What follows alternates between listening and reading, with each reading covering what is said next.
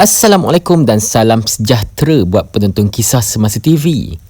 Pernah tak orang minta korang gambar IC, CJ receipt atau dokumen dalam bentuk PDF? Tapi dokumen tu cuma ada sebagai gambar dalam telefon. Jangan risau, tak perlu komputer dan tak perlu pandai edit. Dalam video ini, admin akan tunjuk cara mudah tukarkan gambar kepada PDF terus menggunakan telefon. Jom kita mula. Mula-mula, buka gambar dokumen yang korang nak jadikan PDF. Pastikan gambar jelas, tak kabur. Semua bahagian dokumen nampak tak terlalu gelap. Kalau gambar sengit, crop dan betulkan dahulu. Selepas buka gambar, tekan butang share atau kongsi.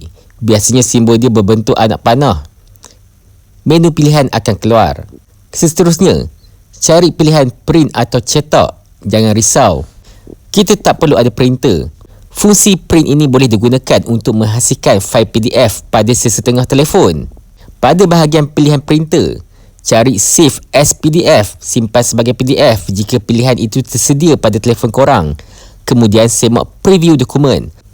Pastikan semua bahagian masih jelas dan tidak terpotong. Kemudian tekan butang save. Pilih folder tempat korang nak simpan fail tersebut. Contohnya documents.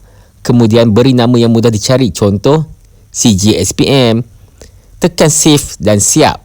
Sekarang buka aplikasi fail ataupun file manager. Pergi ke folder tempat fail tadi disimpan. Cari balik fail korang, tekan fail tersebut. Kalau dokumen boleh dibuka dengan baik, bermakna gambar korang dah berjaya ditukar kepada PDF. Mudah kan? Tak perlu komputer. Beberapa langkah sahaja dan gambar dah boleh menjadi PDF. Kalau tutorial ini membantu, jangan lupa like, share dan subscribe Kisah Semasa TV dan komen di bawah.